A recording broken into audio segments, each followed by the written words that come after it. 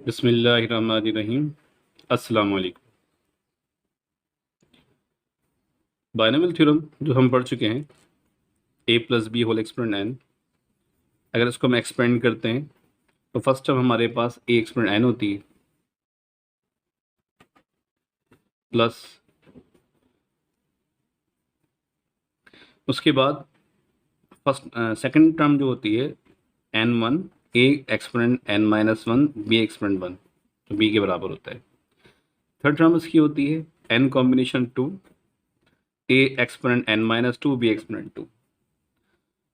Fourth term n3 a exponent n minus 3 b exponent 3 plus last term b exponent n होती है।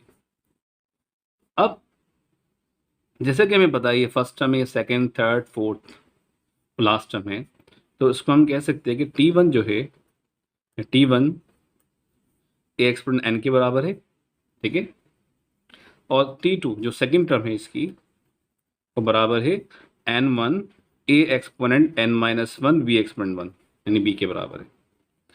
Third term इसकी होगी a exponent n combination 2 a exponent n minus 2 b exponent 2। Fourth term इसकी हो जाएगी t4 equals n combination 3 a exponent n minus 3 b exponent 3।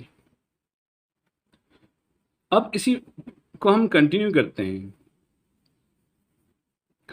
तो सोचिए इसकी जनरल टर्म क्या होगी। जैसे first, second, third, fourth term तो हम बना रहे हैं इसकी ना, ये हमें फर्स्ट टर्म ये t1 a पावर n है, सेकंड टर्म है ये, थर्ड टर्म है ये, फोर्थ टर्म है, ठीक है। लेकिन अगर हमें कोई जनरल टर्म मालूम करनी हो उसके, तो किस तरह जनरल इसको जनरलाइज कैसे करेंगे।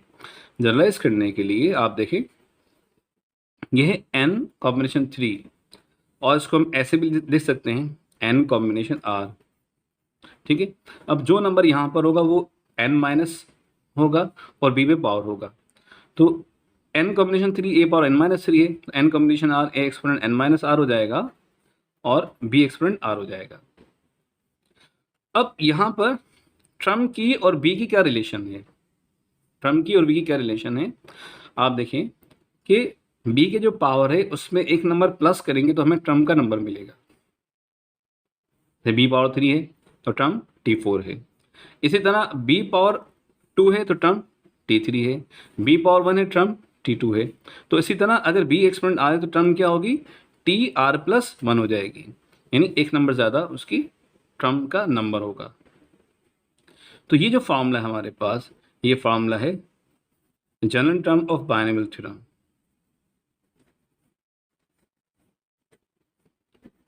General term formula of binomial theorem. तो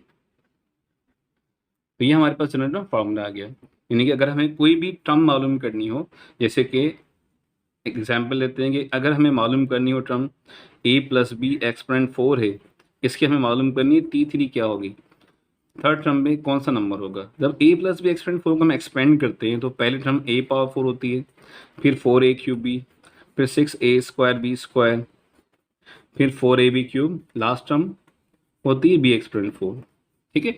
पावर 4 है, टर्म कितनी होगी, 5 होगी। जो एक्सपोनेंट होगा उससे, जो इंडेक्स होगा, जो एक्सपोनेंट होगा उससे एक नंबर ज़्यादा नंबर ऑफ टर्म्स होगी। तो यहाँ पे नंबर ऑफ टर्म्स कितनी है, 1 2 3 4 5। हमें मालूम करनी थर्ड टर्म, तो थर्ड टर्म इसकी हो जाएगी 6a स्क्वायर b स्क्वायर, तो 6a स्क्वायर b स्क्वायर इसकी थर्ड टर्म हो जाएगी, ठीक है। अब लेट सपोज कि अगर एक बायनोमियल है a प्लस बी एक्सपोनेंट 17, मुझे मालूम करनी है कि इसकी नाइन्थ टर्म क्या होगी। अब आप कन्फ्यूज होंगे नाइन्थ टर्म इसकी हम क्या 18 टर्म तक इसको एक्सपेंड करेंगे, तो क्या हम इसको 18 टर्म तक एक्सपेंड, क्योंकि एक्सपेंड 17 है तो उस एक्सपोनेंट की 17 होगा तो उसकी नंबर ऑफ टर्म जो है 18 होगी। तो क्या 18 टर्म को एक्सपेंड करना ज़रूरी होगा, नहीं, हम बल्कि इसको ये फॉर्मूला यूज़ करके वो नंबर टर्म मालूम कर सकते हैं कि 18 जो 9 नंबर पर टर्म क्या है। किस तरह से, देखिए यहाँ पर हमें T9 फाइंड करना है कि T9 क्या होगा, T9 फाइंड करना है। अब मैंने बताया था कि जो r की वैल्यू है, जो b की जो पावर है, b की जो पावर है उसमें टर्म एक नंबर ज़्यादा होती है, ठीक है। तो इसको हम ऐसे लिख सकते हैं इसको हम ऐसे लिख सकते हैं, T9 को T8+1 कर सकते हैं, ठीक है। अगर मैं T8+1 कर देता हूँ तो अगर मैं इसको इससे कंपेयर करता हूँ, तो TR+1 T8+1, तो यहाँ से हमें R की वैल्यू क्या मिल जाएगी, 8 मिल जाएगी, ठीक है। अब देखिए N जो है यहाँ पर वो कितना है, 17 है, N 17 है, ठीक है, और A भी तो सेम है। उसके बाद दो यहाँ पर जो वेरिएबल्स हैं, यहाँ पे दो N और R होंगे जिनकी हमें वैल्यू मालूम करनी है। N R में भी N R की सम टाइम ऐसे क्वेश्चन होते हैं जिसमें N या R हमें फाइंड करना होता है। तो यहाँ पर हमें क्या करना है, हमें टर्म मालूम करनी है। तो टर्म मालूम करने के लिए हम क्या करेंगे, T9 हमें मालूम करना है, ठीक है। जो इंडिकेटेड टर्म है उससे एक नंबर पहले R की वैल्यूज होगी, यानी R की वैल्यू यहाँ पे 8 होगी, ठीक है।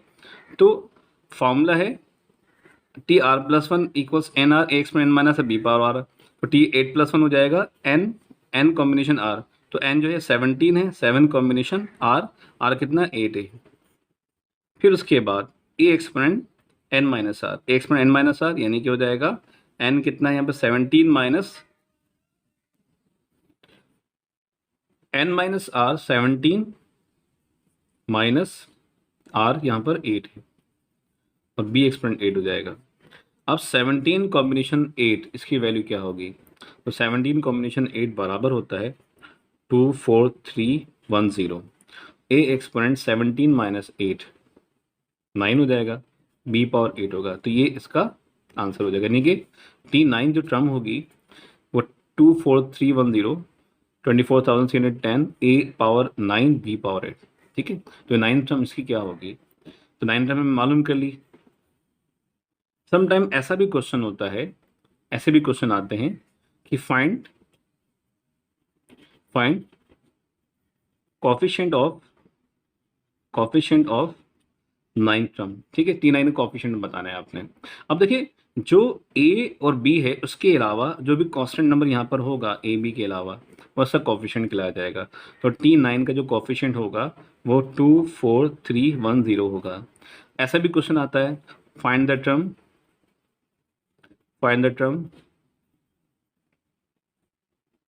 involving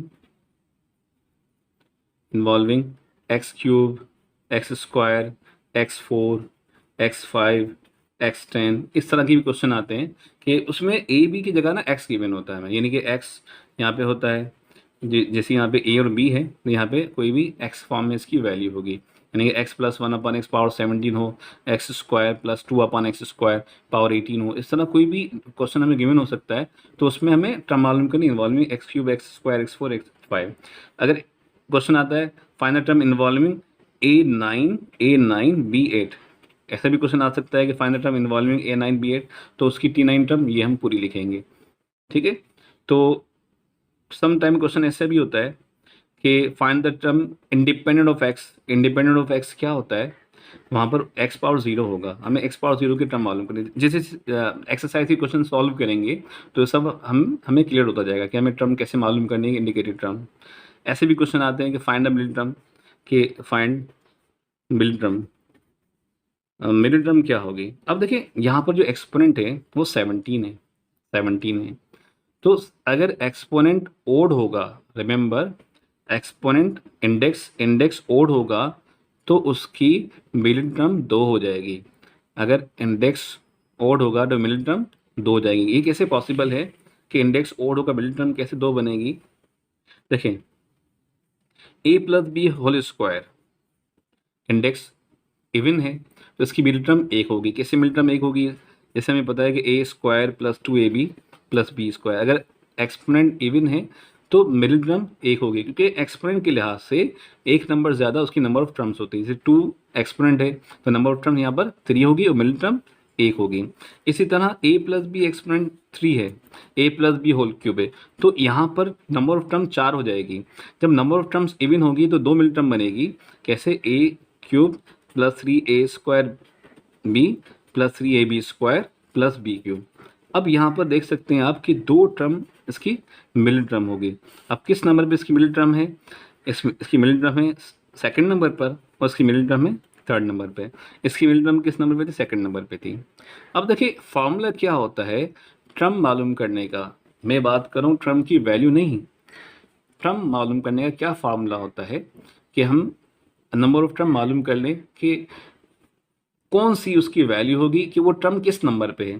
लेट सपोज अगर एक्सपोनेंट आता है a प्लस बी एक्सपोनेंट 9 है, तो उसकी मिडिल टर्म कितनी होगी और किस नंबर पे होगी। ठीक है, देखिए यहाँ पर इंडेक्स जो है n जो है वो 9 है, 9 जो है वो ओड नंबर है। अब इसकी नंबर ऑफ टर्म जो है इवन होगी, नंबर ऑफ टर्म्स अगर इवन होगी तो उसकी दो मिडिल टर्म बनेगी। कैसे दो मिडिल टर्म बनेगी, एक बनेगी n+1/2 और दूसरी बनेगी n+3/2। ये फार्मूला होता है मिडिल टर्म मालूम करने का। ये फार्मूला है अगर n कोई भी एक्सपोनेंट जो है वो ओड हो, अगर n ओड होगा तो दो मिडिल टर्म बनेगी। ठीक है, मालूम करते हैं 9+1 डिवाइड बाई 2, 9+3 डिवाइड बाई 2। अब 9+1 क्या हो जाएगा 10/2 और 9+3 12/2, यानी कि इसकी जो टर्म होगी 2 5 10 फिफ्थ टर्म होगी और 2 6 12 सिक्स टर्म होगी। तो दो मिडिल टर्म होगी इसकी a+9 की, कौन कौन सी, T5 और T6। इसी तरह अगर इसी तरह a+b एक्सपोनेंट 12 कर लेते हैं, a+b एक्सपोनेंट 12। अब इसकी मिडिल टर्म कितनी होगी, इसकी मिडिल टर्म एक ही होगी। कौन सी होगी इसकी मिडिल टर्म, देखें यहाँ पर n जो है वो इवन है, n यहाँ पे ओड था तो दो मिडिल टर्म होगी। अब n इवन है तो मिडिल टर्म एक होगी, कौन सी होगी, n+2/2। n कितना है इसका 12 है, 12+2/2 हो जाएगा 14/2 और 14/2 T7 हो जाएगी, यानी T7 इसकी मिडिल टर्म होगी। तो इस तरह से हम उसकी मिडिल टर्म की नंबर मालूम कर सकते हैं। जब हमें उसका नंबर पता चल जाएगा किस नंबर पे वो टर्म है, जैसे हमें मालूम करनी थी इंडिकेटिव टर्म से T9 मालूम करनी थी, तो T9 हम कैसे फाइंड कर रहे थे, R की वैल्यू पुट करके, A B पुट करके, मैं A B N और R पुट करके मैं T9 मालूम कर ली। इसी तरह जब हमें इंडिकेटिव टर्म पता चल जाएगी कि T7 है, T5 है, T6 है, तो फिर हम उसको सॉल्व कर सकते हैं। एक्सरसाइज सॉल्व करेंगे 7.2 और 7.2 का क्वेश्चन नंबर 4 हम स्टार्ट करें। ये 7.2 क्वेश्चन नंबर 4 के अंदर, और इसी तरह 7.2 के जो क्वेश्चन है उसमें हमें क्लियर हो जाएगा कि हमें टर्म कैसे मालूम करनी है, कौन सा हमें फॉर्मूला इसमें यूज़ करना है। Exercise 7.2 question 4, find the indicated term in each of the following expansion. 2/3x - 3/2 exponent 10 the th term.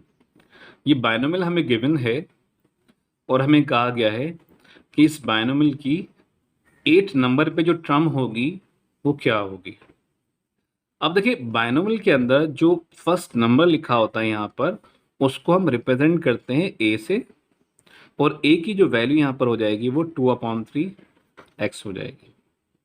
अब जो सेकंड नंबर है, सेकंड नंबर 3/2 नेगेटिव है, वो b की वैल्यू हो जाएगी b = -3/2। और जो एक्सपोनेंट होगा इंडेक्स, उसको हम रिप्रेजेंट करेंगे n से, और n की वैल्यू यहाँ पर 10 है।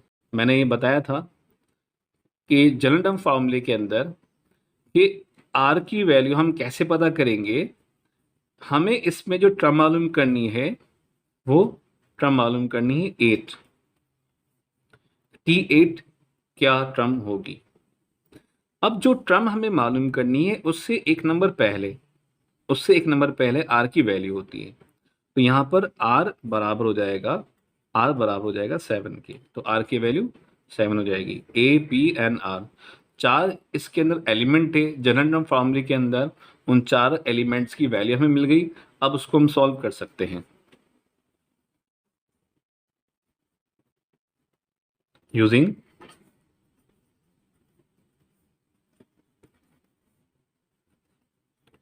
General term formula of binomial. General term formula use करेंगे इसका। जनरल टर्म फार्मूला हमारे पास होता है TR+1 = n combination R, A exponent n - R, B exponent R। ये जनरल टर्म फार्मूला है। अब यहाँ पर हम R की, N, A, B सब की वैल्यूज पुट करेंगे। तो R यहाँ पर मालूम किया था हमने 7 है, +1 आ जाएगा, equals n combination r, n 10 है, r 7 है, 7 आ जाएगा, a exponent n minus r, a 2/3x n minus r 10 minus 7 b exponent r, और b की वैल्यू यहाँ पर है -3/, r जो एक्सपोनेंट है r यहाँ पर 7 है।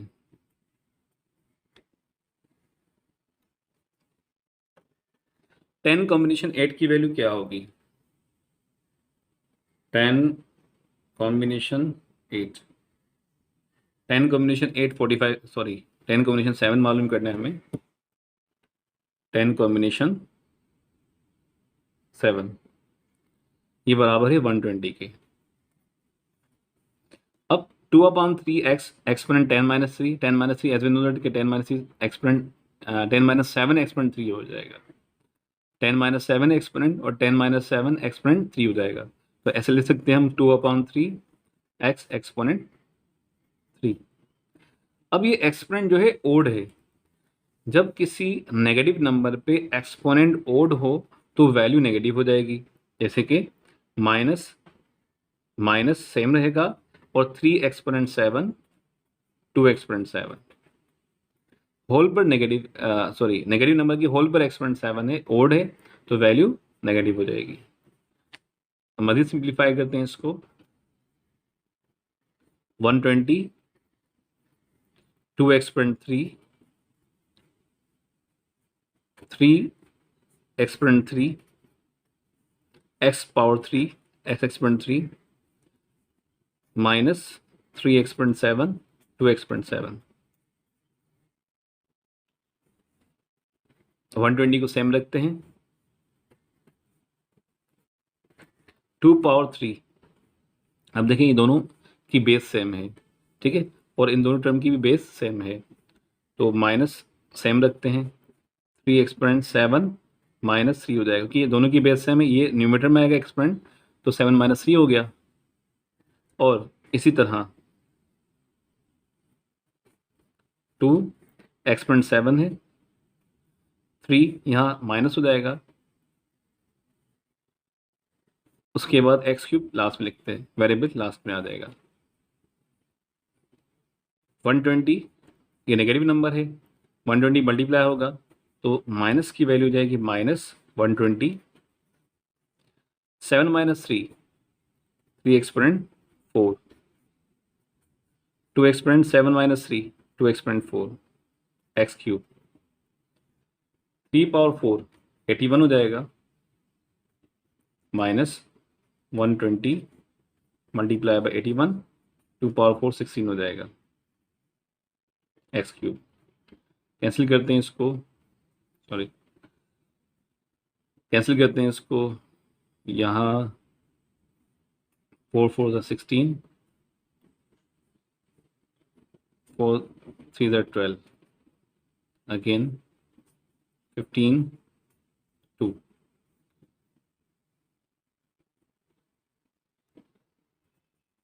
माइनस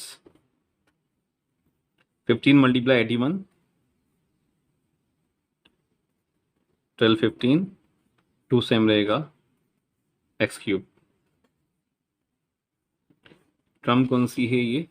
T8, 7 + 1 T8, तो T8 हमने जो मालूम करी है वो -215 x³/2 है।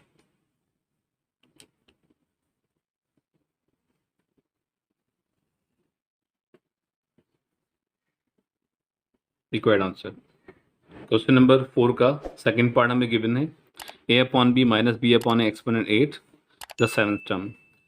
तो यहाँ पर सॉल्यूशन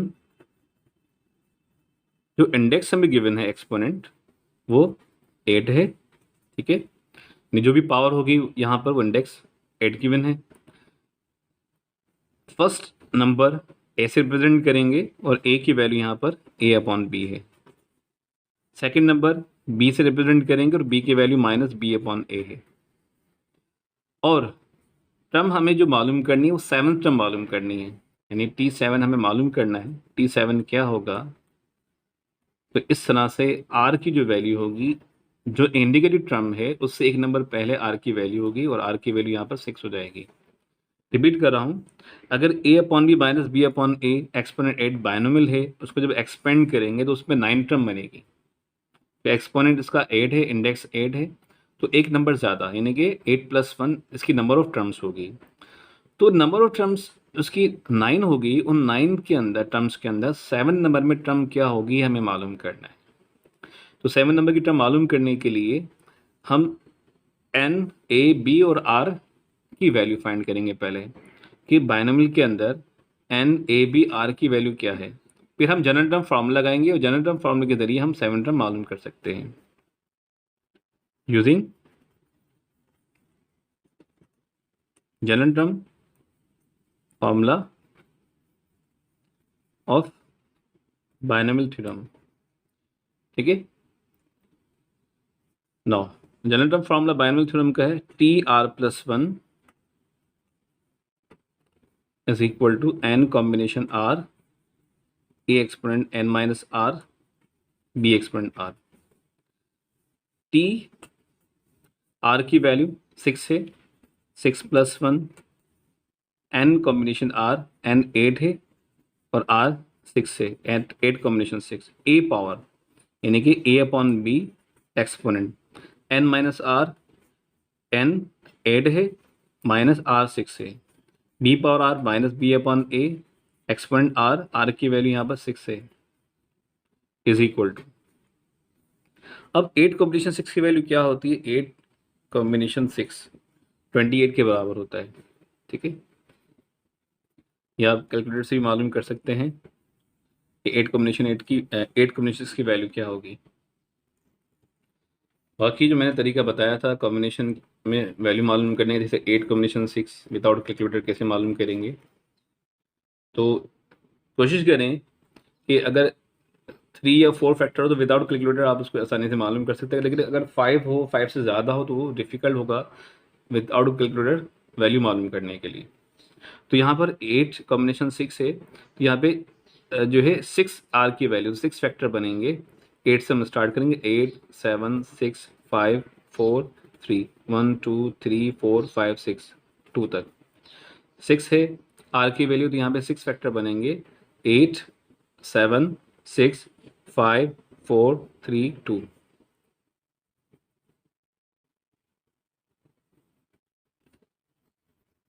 1 2 3 4 5 6 फैक्टर बनेंगे। अब उसके बाद डिनोमिनेटर में यहाँ r की वैल्यू 6 है, तो 6 फैक्टोरियल से हम डिवाइड करेंगे। 6 फैक्टोरियल बराबर होता है 6 5 4 3 2 1 के। अब यहाँ पर 6 5 4 3 6 5 4 3 6 5 4 3 कैंसिल हो जाएंगे। अब ये 2 इस 4 से कैंसिल, 2 4 ज़ा 8, 4 7 ज़ा 28, तो उस तरह यहाँ पर 8 कॉम्बिनेशन 6 28 आ गया। अब उसके बाद a upon B exponent 8 minus 6 है। अब 8 माइनस 6 यहाँ पर हो जाएगा 8 माइनस 6 2। एक्सपोनेंट इवन है, वैल्यू पॉजिटिव हो जाएगी, यानी कि b एक्सपोनेंट 6 या b अपॉन a कह देते हैं एक्सपोनेंट 6। अब देखिए दोनों के अंदर डिफरेंस क्या है, ये b अपॉन है, ये a अपॉन b। अगर मैं इसको रेसिप्रोकल करूँगा तो एक्सपोनेंट्स का नेगेटिव हो जाएगा, यानी ऐसे लिख सकते हैं हम इसको 28 b अपॉन a। जब आप वैल्यू को रेसिप्रोकल करते हैं तो एक्सपोनेंट उसका नेगेटिव हो जाता है, तो ये -2 हो जाएगा और b अपॉन a एक्सपोनेंट 6 है। रेसिप्रोकल हम उस नंबर को करेंगे जिसका एक्सपोनेंट कम होगा। आप b अपॉन a का रेसिप्रोकल नहीं करेंगे, हम करेंगे a अपॉन b, क्योंकि b अपॉन a का एक्सपोनेंट जो है वो ज़्यादा है। दोनों की बेस सेम है, 28 b अपॉन a एक्सपोनेंट, यहाँ पे 6 है, 6 -2 हो जाएगा, 28 b अपॉन a 6 -2 4। तो आंसर होगा, जो 7 टर्म हमें मालूम करनी थी उसकी जो 7 टर्म होगी 28 b exponent 4 divide by a exponent 4।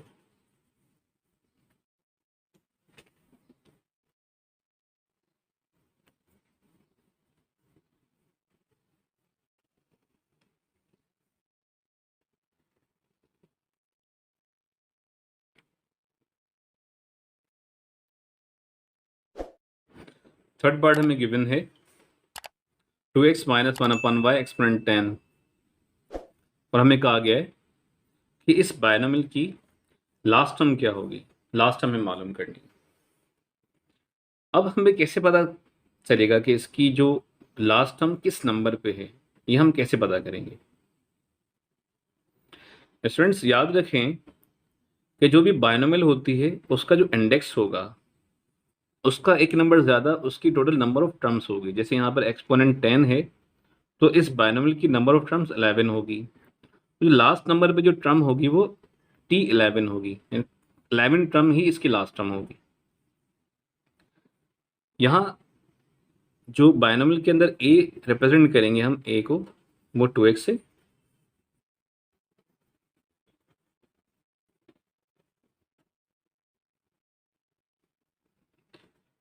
b minus 1/y,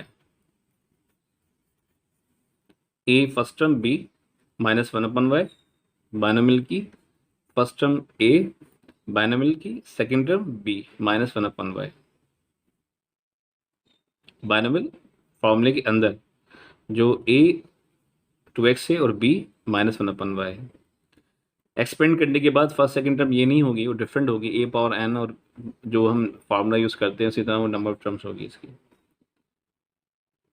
अब उसके बाद इंडेक्स यहाँ पर n है और n 10 के बराबर है।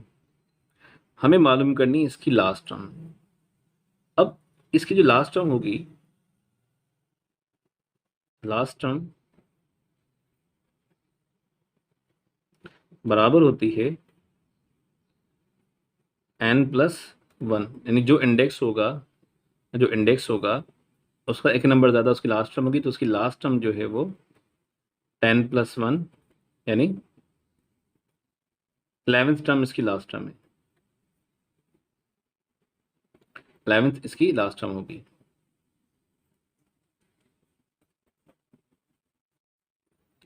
तो जो हमें टर्म मालूम करनी है वो मालूम करनी है T11 टर्म हमें मालूम करनी है इसकी। अब यहाँ R की जो वैल्यू होगी, जो इंडिकेटेड टर्म है उससे एक नंबर पहले, R की जो वैल्यू इससे एक नंबर पहले क्या होगा,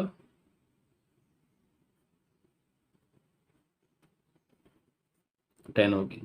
ठीक है, अब फॉर्मूले के जरिए इसको हम सॉल्व कर सकते हैं, विदाउट फार्मूला भी इसको हम सॉल्व कर सकते हैं, विदाउट फार्मूला भी हम इसको सॉल्व कर सकते हैं। तो फार्मूला यूज करेंगे TR+1 equals NR exponent minus RB power R, using general term formula of binomial theorem, क्या होता है TR+1 equals n combination R A exponent minus R B exponent R। यहाँ R की जो वैल्यू है वो 10 है, 10+1 इक्वल्स, और n की वैल्यू भी 10 है, 10 combination 10 A exponent 2x, n कितना है 10 माइनस 10, n भी 10 है R भी 10 है, b माइनस 1/y है b की वैल्यू, और एक्सपोनेंट R 10 आ जाएगा। अब 10 कॉम्बिनेशन 10 सेम नंबर है n और r, तो 1 के बराबर होता है। 10 कॉम्बिनेशन 10 सेम नंबर है 0 हो जाएगा, और एक्सपोनेंट इवन वैल्यू पॉजिटिव हो जाएगी, ये हो जाएगा 1 डिवाइड बाय y एक्सपोनेंट 10। ये दोनों नंबर खत्म हो जाएंगे तो 1/y एक्सपोनेंट 10, ये इसकी 11th टर्म होगी।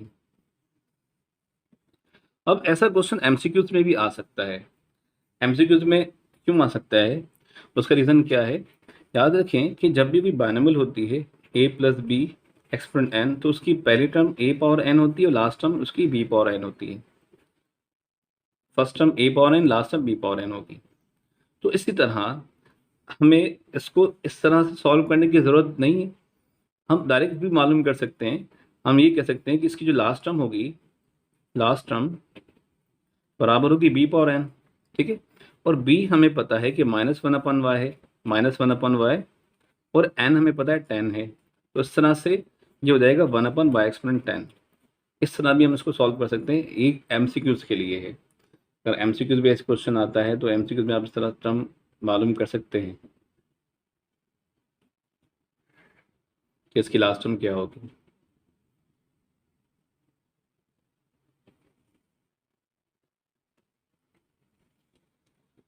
T11 इसकी लास्ट टर्म है, वो बराबर है one one upon Y exponent 10 के।